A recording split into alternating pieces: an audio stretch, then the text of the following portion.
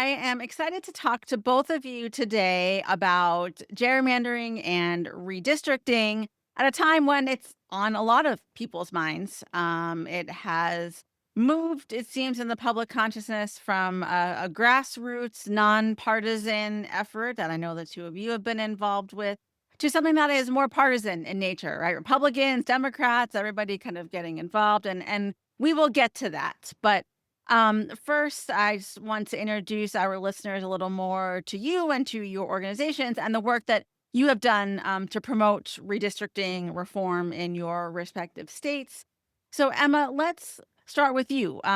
You are part of Mormon Women for Ethical Government and are fresh off of a years long, correct me if I'm wrong on that, effort to have Utah's maps redrawn. So, tell us a bit about how your organization got involved and the work that you did.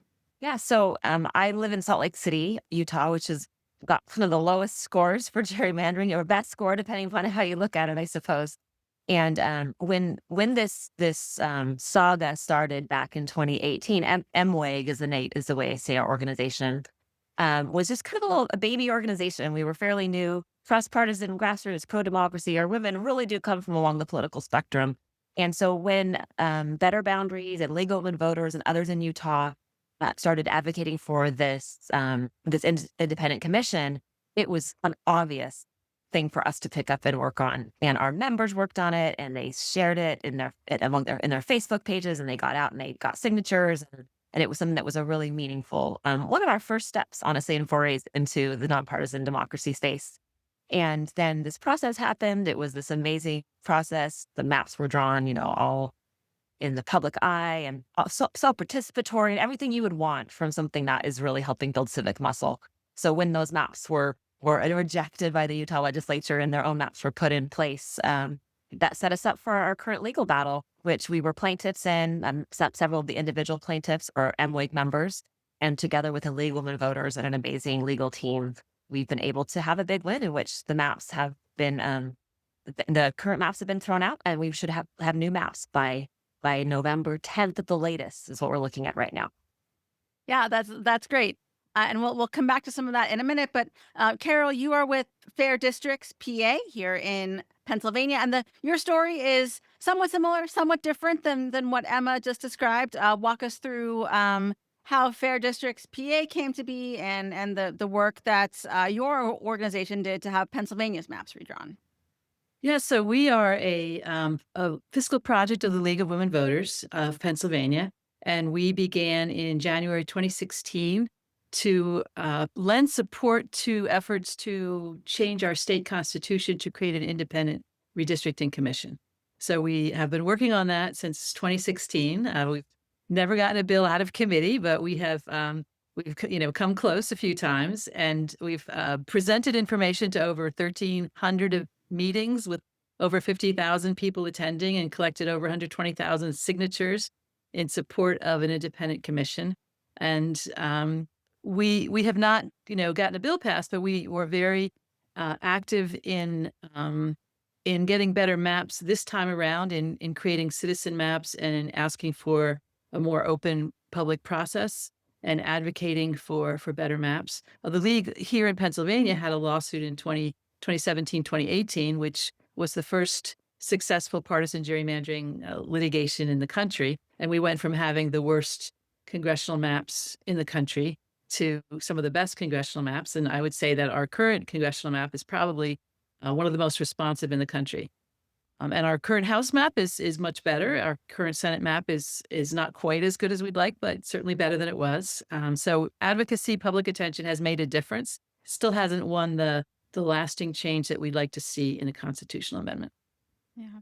Yeah, and speaking of that advocacy, talk about each of you how you talk about this issue with your fellow citizens, both from like explaining the wonky nature of map drawing, but also why people should care about this issue. What are some of the tactics and techniques that you found successful? So I think I'll start with the success and then work backwards Mm. maybe a little bit. if you talk to people in Utah and if you go to the pages of the news stories about this and you go into the comment section, you'll find a very active, very well-informed debate happening amongst the citizens of Utah about this. They're talking about the Utah Constitution. They're talking about the process of the census. They understand from start to finish what this looks like and they understand representation. And that is not because they were born that way. It's because the groups, legal, starting with the legal women voters, they just have to give so much credit. I'm so glad, Carol, informed that that's who you're associated with.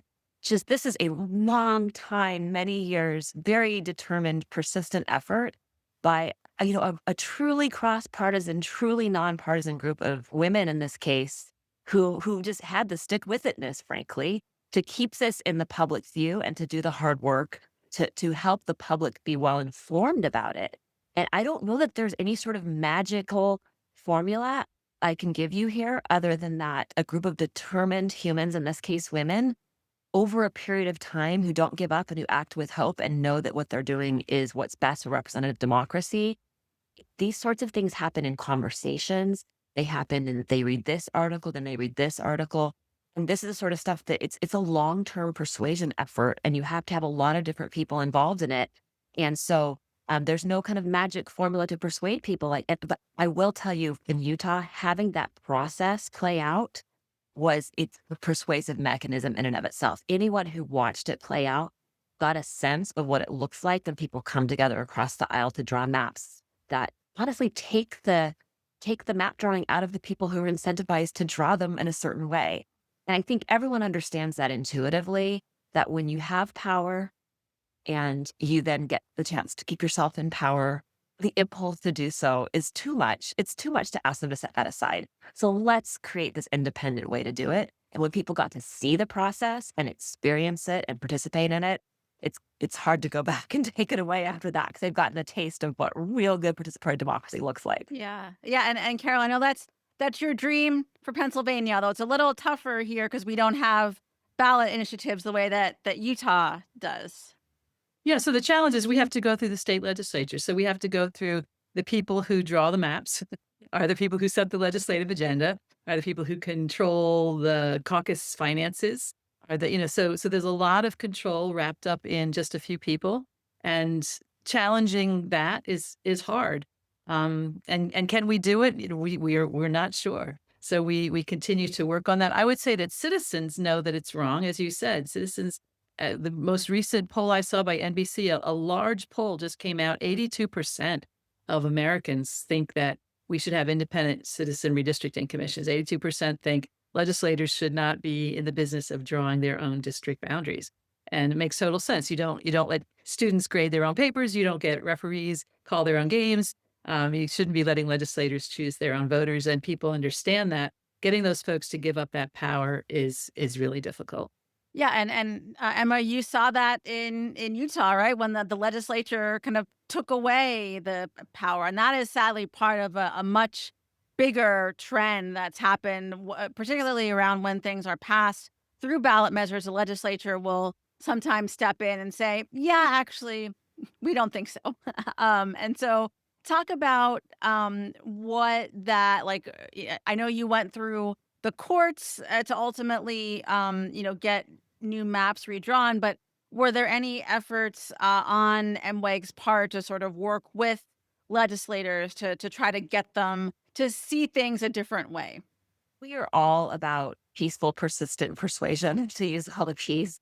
I mean, this is our brand. This is who we are. This is frankly how we were kind of made as humans. And so so I think we have multiple efforts going on all at once. So certainly you have that effort of using the courts, which is a tool of democracy that is so important to use. And some may see it as adversarial, but we've never looked at it that way. We've looked at it as you use the tools at your disposal. In this case, it's the Utah Constitution, and in this case, our Utah Supreme Court was all appointed and confirmed by a group of Republicans. So it's harder to make that partisan argument back here for that reason. But I think at the same time, my members in the state of Utah, we've got members at all 50 states, that Utah's obviously where our epicenter is. Those thousands of women are developing relationships with their legislators, are talking about these issues, are coming in pairs or in quads of Republicans, independents, and Democrats but it's sort of like working with these legislators. It's like trying to get turkeys to vote for Thanksgiving dinner. It seems to me that's kind of the battle that you're facing with trying to push this forward in Pennsylvania.